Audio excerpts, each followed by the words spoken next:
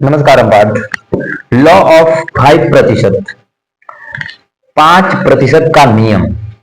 ये चाइना में आविष्कार हुआ था। वहां के हजारों साल पहले वहां के जो दार्शनिक थे, उन्होंने इस नियम को हर चीज, प्राकृतिक के हर एक वस्तु पे, हर एक जो सांस लेते हैं उन वस्तुओं पे उन्होंने प्रयोग किया था।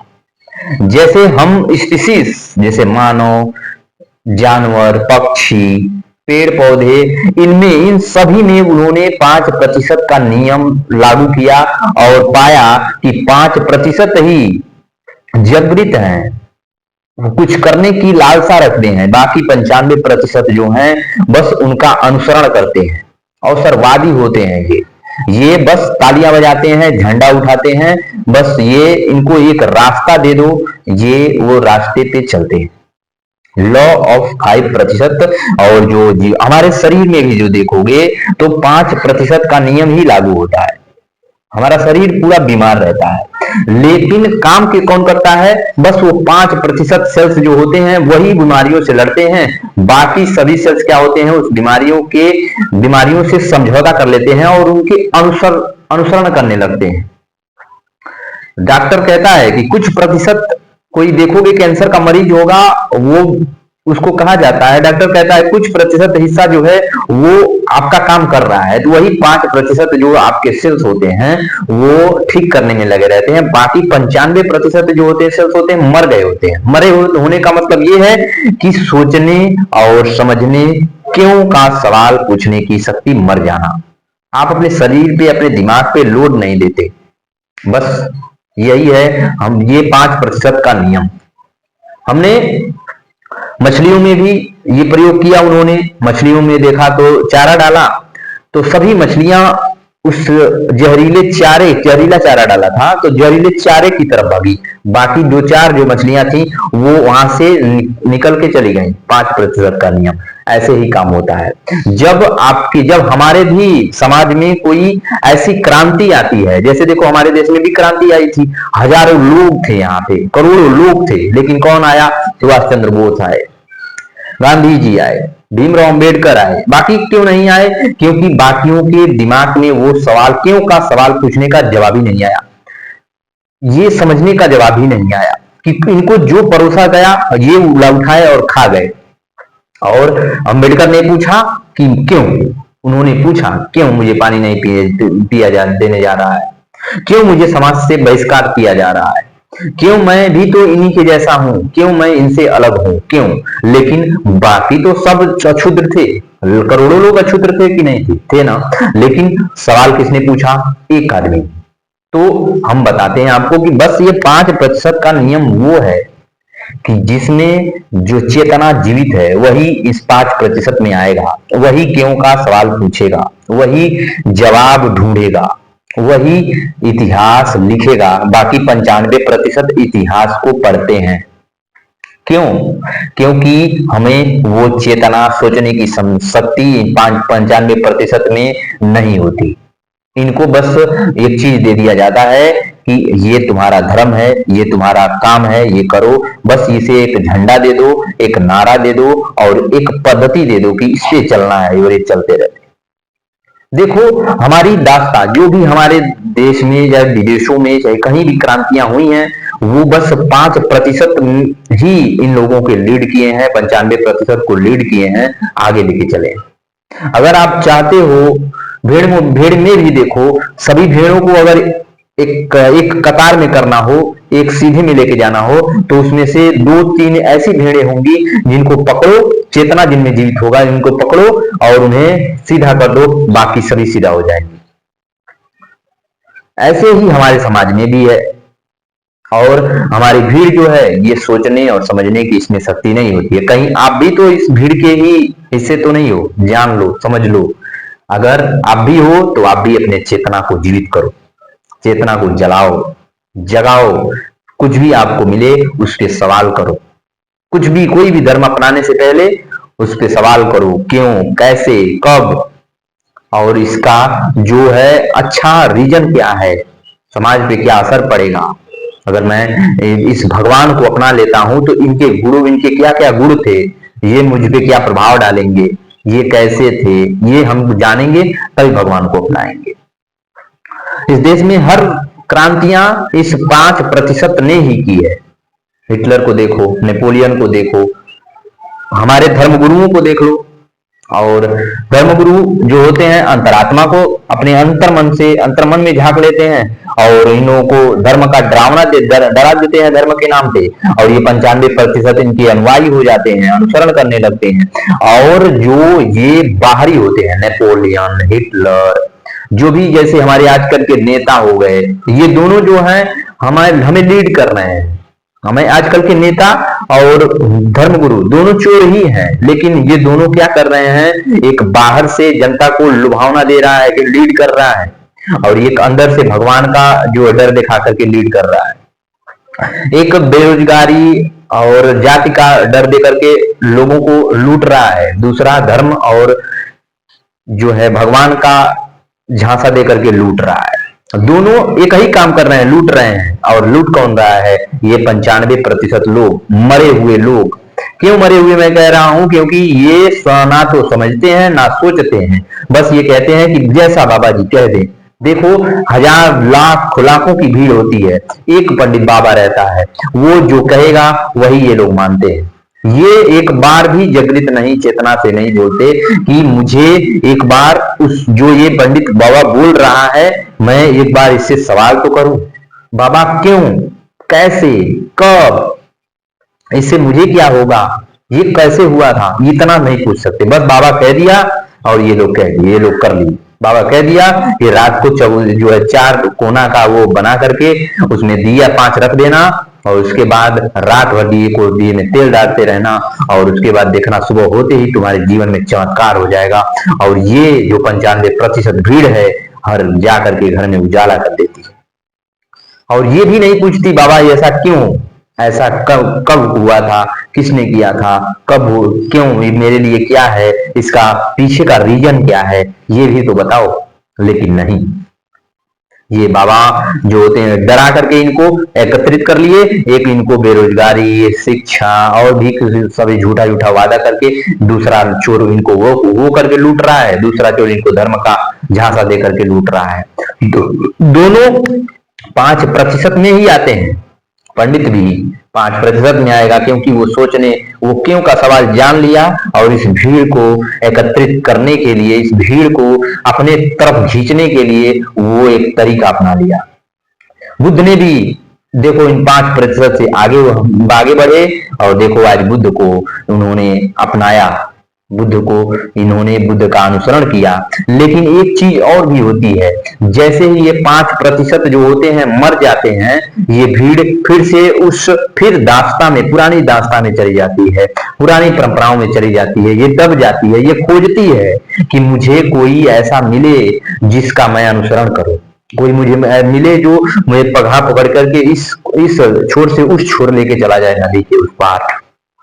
हर 5% में जो आते हैं, जैसे बुद्ध, महावीर, राम, जीजस, और भी जैसे जो हिटलर था, नेपोलियन, गांधी, बोस, वल्लभ भाई पटेल, अंबेडकर, ये सभी हम इस भीड़ को जगाने की कोशिश किए, सभी ने इन भीड़ को जगाने की कोशिश की, लेकिन आज तक ये 95% लोग नहीं जगे। ये कहते हैं कि तुम हमें जगाने की कोशिश मत करो, और जैसे ही इन्होंने इनको जगाने की कोशिश की, तो इन्होंने क्या किया, इसको मारा, मार करके उनका मूर्ति बनाया, मूर्ति बना के पूजा करना शुरू कर दिया। इस भीड़ को बस एक चीज चाहिए, इसको बस क्या कर दो, एक रास्ता दे दो, झंडा दे दो, नारा दे दो, ये लगा देगी, और उस डर से और आपका अनुयायी बन जाएगी। इसको इतिहास रचने का कोई विचार नहीं आता, इसको बस एक चीज करने के लिए बस मन करता है, हम बस क्या करें, इतिहास को पढ़ लें, थोड़ा अपने अंदर आग थोड़ी सी जला लें, जुनून हो जाए कि मेरे दादा का हाथी था और आज हम लेके क्या घूम रहे हैं, जंजीर, हम लोग सीकर लेके आज घूम रहे हैं। यही है 95% लोगों की जो है रवैया, आदत। बाकी 5% हमेशा इनको क्या करती है, जगाने की कोशिश करती है। हिटलर क्या किया, जगाने की पहले कोशिश की, जब देखा कि नहीं तो इनको राज करना शुरू कर दिया इन पे। नेपोलियन भी यही किया। जो भी अंग्रेज भी देखो आए, इनको पहले जगाने की कोशिश की, लेकिन जब जाने की है तो अपने में ही है, वही है, तो इनका क्या किया, इनको गुलाम बनाया। गुलाम बना करके इनको, नियम बना करके इनको लूटना शुरू कर दिया। कोई भी आदमी आएगा तो इनको दो तरीके से ही इनको गुलाम बनाएगा।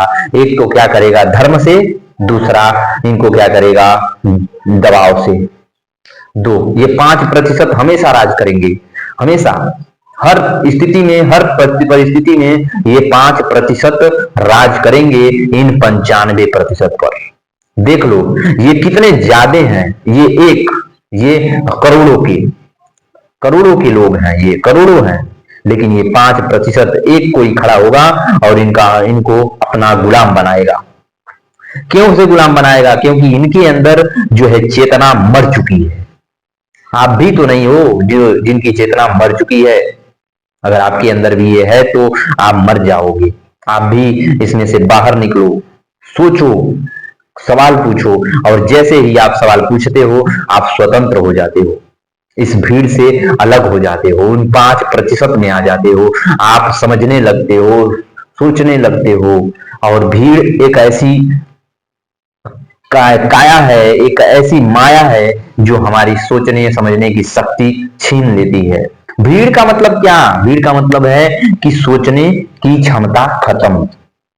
बस एक आप पुतला हो जिसे हम लोग कह दे रहे हैं कि ये करो नहीं तो भगवान डूब जाएंगे और तुम्हारी कल ही मृत्यु हो जाएगी, तुम्हारा संतान खत्म हो जाएगा, तुम्हारा परिवार खत्म हो जाएगा, तुम्हें ये क्लेश हो जाएगा, तुम्हें वो क्लेश हो जाएगा। ऐसे किया जाता है। और जो हमारे नेता होते हैं ये कहते हैं कि अगर आपने ये नहीं किया तो आपका बैंक बैलेंस खाली हो जाएगा, अगर आपने ये नहीं किया तो कल को आपको मैं नौकरी नहीं दूंगा, कल को मैं ये नहीं करूंगा, कल को मैं ये नहीं करूंगा। वो इस तरीके से लूटते हैं नेता। आज जो कल जो थे वो इन 95% को ऐसे लूटते थे। कोई देखो महावीर बुद्ध, इनको जगाए कि जगो, सवाल पूछो, किसी को वैसे ही ना अपना लो, मुझे अपना लो। बुद्ध ने स्वयं कहा कि मुझे अपनाने से पहले मुझे जानो, मुझे समझो, मेरे विचारों को समझो, मेरे कहे हुए हर एक शब्द को तुम समझो। लेकिन तुम तो मुझे समझ लिए कि ओमनिसेंट, कि मैं हूं ज्ञान। बुद्ध तो है ज्ञानी, वो भी कैसे, अब उनको ज्ञानी के बारे में समझा ही नहीं, पूछा ही नहीं, बस जान कर दिए कि ये तो ज्ञानी है, अब इन्हीं के रास्ते पे चल रहा है। चल दिए, चलना शुरू कर दिया आपने, चले भी। और जैसे ही बुद्ध मर गए और बुद्ध का मूर्ति बनाया, और आज फिर वही पुरानी दास्तां फिर आ गई। जब तक इस भीड़ को बस एक चीज की खोज रहती है, कोई इसको बस अनुसरण करने वाला मिल जाए, इसको रास्ता देने वाला बस एक मिल जाए, हमें कुछ नहीं करना। इसको बस एक झंडा दे दो, एक नारा दे दो, बस एक चिन्ह दे दो इस भीड़ को, और ये भीड़ चलना शुरू कर देगी उस रास्ते पे। और ये चलती भी है, आज भी ये नियम लागू है। चाइना के दार्शनिकों ने हजारों साल पहले इस 5% के नियम का आविष्कार किया, और ये आविष्कार हर स्पीसीज पे लागू होती है। 5% का नियम हर जीव में, हर तंत्र में ये 5% ही जीवित होते हैं। बाकी 95% जो होते हैं वो जीवित तो होते हैं लेकिन अनुयायी होते हैं। सोचो, पेड़ में, जंगलों में भी देखोगे तो वहां कुछ पेड़ ऐसे होते हैं जो लंबे होते हैं, जो सूर्य को की रोशनी को पाने के लिए ऊंचे उठते हैं। बाकी सभी पेड़ समान होते हैं झुंड में। बंदरों में भी देखोगे तो केला लेके जाओगे तो कुछ ही बंदर होंगे जो केला नहीं लेते, बाकी सभी दौड़े आएंगे आपके ऊपर।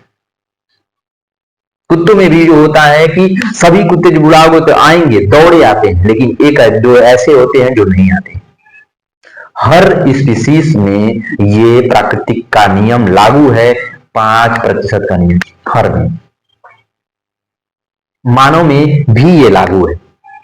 95% को वो 5% ही लीड करते हैं।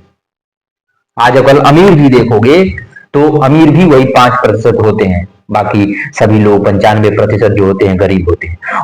मैं कैसे कह रहा हूं, क्योंकि इनकी आदत है।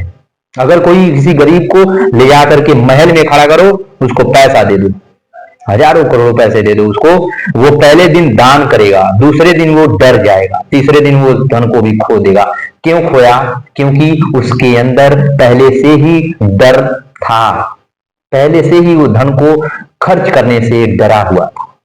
अमीर जो होता है ले आकर के उस 95% में ले आकर के उसको खड़ा कर दो, वो वहां भी जगह बना लेगा अपना, क्योंकि उसके पास बनाने की जो है चेतना है, बुद्धि, उसके अंदर वो विचार हैं जो वो उस 95% में अगर चला जाएगा, रख दोगे, वहां भी वो अपने जीविका चलाने के लिए बना लेगा। भिखारी को ले आकर के अगर महल में रख देते हो तो वो महल में भी उसी तरह रहेगा, सत्ता के डर से वो सत्ता भी खो देगा, वो जी नहीं पाएगा, मर जाएगा, क्योंकि वो पूरी जिंदगी डर के साथ जिया है। सोचो, किसी इंसान के मुख पे अगर बहुत दिख रहे हो, बहुत खुश है, बहुत खुश है, उसको ले जाकर के कुछ पैसे दे दो, जैसे ही आप उसको पैसे देते हो वो अपना मन मस्तिष्क खो बैठता है और अपनी असली खुशी खो बैठता है, क्योंकि अब उसको क्या करना है, शरीर खपाना है, मेहनत करना है, इस पैसे को और बढ़ाना है। सोचो, पहले वो इंसान कितना खुश था, क्योंकि उसके पास कुछ नहीं था खोने के लिए, और जैसे ही उसके पास एक चीज आ गई अचानक से, अब उसको बचाने के लिए वो दिन रात मेहनत करेगा, उसको बढ़ाने के लिए, उसको बचाने के लिए, ये खर्च मत हो। सोचो, जब आपको हम, ये प्रकृति भी आपको ऐसे ही तौलती है, वो आपसे कहती है कि तुम पहले मुझे समझो, आपको मैं कैसे पहले ही दे दूं, आप इसको बैलेंस करना तो जान जाओ। किसी गरीब को मैंने 10 करोड़ रुपए दे दिए, वो उसको खर्च करने से पहले डरेगा, दान करने से पहले सोचेगा खत्म ना हो जाए, कम ना हो जाए, वो इस डर में रहेगा। 1 रुपया खर्च किया तो फिर वो इसमें रहेगा कि अब तो मेरे पास 9,99,99,99,99 रुपए ही बचे, 99,99 रुपए ही बचे। सोचो, 1 रुपये खत्म हो गया, वो इस डर में रहेगा खत्म ना हो। कोई अमीर रहेगा, उसको परवाह नहीं, करोड़ों आ जाएं, अरबों आ जाएं, उसे खर्च करने से वो नहीं डरेगा, क्योंकि उसे पता है कि मैं इसको फिर से बना लूंगा। और इस गरीब को मैंने पैसा दिया, इसने बनाने की ना सोची, इसने ये सोचा कि इसको कैसे बचाया जाए। खर्च करने से पहले ये भूखा ही मरेगा। उस 95% में था, वहां भी ये भूखा मर रहा था, यहां भी ये भूखा मर रहा है। ऐसे ही बात होती है एक कंजूस को, अगर कंजूस को हम लोग ले जाकर के महल में रखेंगे, वो भी बचाने के चक्कर में वहां मरेगा। देखो, वहां उतने पैसे हैं, लेकिन फिर भी वो वहां कंजूसी करेगा, क्योंकि वो उसके संस्कारों में भरा हुआ है। गरीब गरीब है इसलिए क्योंकि उसकी आदत है, संस्कार है उसके। जब तक वो अपनी आदत संस्कारों को नहीं बदलेगा, तब तक वो कुछ नहीं कर सकता। अमीर जो है, अमीर बन रहा है इसलिए क्योंकि इसके संस्कार हैं, इसकी आदत है। इसकी आदत क्या है? इसकी आदत पॉजिटिविटी है, किसी के प्रति द्वेष भावना नहीं है, सब और दान करने की प्रवृत्ति है। पैसा खर्च करता है तो नहीं देखता है, एक बार भी नहीं सोचेगा पैसे के बारे में खर्च करने से पहले, क्योंकि इसके ऊपर, अपने ऊपर भरोसा है, क्योंकि ये जानता है कि मैं आज 10 खर्च किया हूं, कल 100 कमा लूंगा। गरीब के पास अगर 10 करोड़ आ गए तो 1 करोड़ खर्च किया तो 9 करोड़ है, उसके बारे में ना सोचते हुए भी वो चिंता से मरेगा। वो ये नहीं सोच सकता कि मैं 9 करोड़ कमा लूंगा, मेरे ऊपर भरोसा है। वो ये सोचेगा 9 करोड़ कैसे आएंगे, ये सोचा है। सोचो, वो ये सोच लेता कि मेरे, अरे चलो छोड़ो, ये तो अपने ऊपर खर्च हुआ है, अभी 9 करोड़ तो है मेरे पास ना, अभी तो ये कर सकता हूं, ऐसे आ जाएगा। लेकिन ये दिन रात चिंता में मरेगा। इसीलिए देखते हो संत महात्मा जो होते हैं, वो अपने जब शिष्यों को, जब जैसे ही वो अपने आश्रम में बुलाते हैं, उनको सबसे पहले धन से उनको दूर कर देते हैं, क्योंकि धन एक ऐसी लालच है जो हर इंसान को बदल देती है। जैसे इसके पास आएगा, इसके पास एंजाइटी डिप्रेशन सब कुछ आएगा लेकर के। धन आता है तो एंजाइटी डिप्रेशन सब लेके आता है। कैसे आएगा? क्योंकि आप इसको बढ़ाने के लिए फिर बारे में सोचने लगोगे, खर्च करने से पहले 10 बार सोचोगे, अगर गया तो मुझे इतना मेहनत करना पड़ेगा। ये तो गरीब गरीब अपने सोच की वजह से है, अमीर अपनी सोच की वजह से अमीर है। यहां मेहनत का लॉजिक नहीं लगता। 95% लोग हमेशा भेड़ की, जो गधों की भीड़ में रहते हैं। वो ये सोचते हैं कि कोई मुझे रास्ता दिखाए, मैं उस पर चलूंगा, मुझे बस समझ नहीं चाहिए, मुझे सोचने के लिए मत कहो, मुझे सोचना नहीं है। आप सोचो, आप सवाल करो, मैं आपके पीछे खड़ी हूं, मैं आपका अनुसरण करूंगी। यही है 5% का नियम। 95% लोग हमेशा गुलामी, हमेशा लोगों का अनुसरण, अवसरवादी होते हैं, हमेशा लोगों का अनुसरण ही करेंगे, हमेशा ये नारा लगाएंगे, हमेशा लोगों की जेबें भरेंगे। आज भी ये पंडित और नेताओं, चोर नेताओं की ये जेबें ही भरते हैं 95% लोग। ये सवाल नहीं कर सकते उनसे, बस जाएंगे, 100 रुपए, 1000 जो है लेंगे, उसके बाद धीरे से दबा के चले आएंगे। नेताजी नेताजी नेताजी नेताजी आएंगे, 2 4 झूठ बोलेंगे और इनसे लूटेंगे, लेके चले जाएंगे। बस यही है 5% का नियम। हर चीज, हर व्यक्ति अगर चाहता है कि वो 5% में आए, तो वो समझना होगा, उसको क्यों का सवाल पूछना होगा। हर चीज वो अपने सामने परोसे गए हर चीज के बारे में वो जानेगा। इन 95% के बाद नहीं। जो 1% वाला जो चीज इनके 95% के पास रखता है, देखोगे कि ये लोग बिना सवाल किए उसको खा लेते हैं, परोसा जाता है। 1% ने परोसा कि तुम्हें आज मार्च करना है, आज हमारे धर्म खतरे में है, आज आपको डंडा लाठी उठाना है, आज आप इस भगवान के अनुयायी हो, आप इस भगवान को अपनाओ, आपको ये करना है। ये 5% ने कहा, ये 95% ने फॉलो किया। लेकिन अगर यही 95% ने इसके सामने कोई सवाल रखेगा, ये सवाल देखो पूछेगा इससे, कोई ऐसे पूछ के देखे कि मुझे ये चाहिए तो तुझे क्यों चाहिए, इसके बारे में बताओ मुझे। जानेगा तब जाके इसको कुछ कहेगा, कुछ करेगा। जब भी धर्म ने इस 5% के ऊपर कुछ भी कहा है, इस 5% ने सवाल पूछे हैं, क्यों का जवाब ढूंढने के लिए कोशिश की है, सत्य की खोज की है, और 95% ने इसका पीछा किया है, इसको बस पढ़ा है। 95% ने कभी भी, 95% वाले इतिहास में अपना नाम नहीं दर्ज कर पाएंगे। ये 5% वाले ही इतिहास में अपना नाम दर्ज करते हैं, अपना इतिहास बनाते हैं, और ये 95% इतिहास को पढ़ती है। मुझे बस इतना आपसे कहना है कि आप इस 95% का हिस्सा मत बनो। चेतना को जीवित रखो, समझो, सवाल करो। अपने धर्म के गुरु जन बैठे हुए जो चोर हैं, धर्म गुरु नेता, इन सभी से पूछो सवाल। वो जो कह दे रहे हैं उनका अनुयायी मत बनो, अनुसरण मत करो, सवाल करना चालू करो। भगवान को अपनाने से पहले उनके बारे में जानो, पूछो, समझो, तब अपनाओ। किसी धर्म को अपनाओ, किसी जाति को अपनाओ, किसी व्यक्ति को अपनाओ।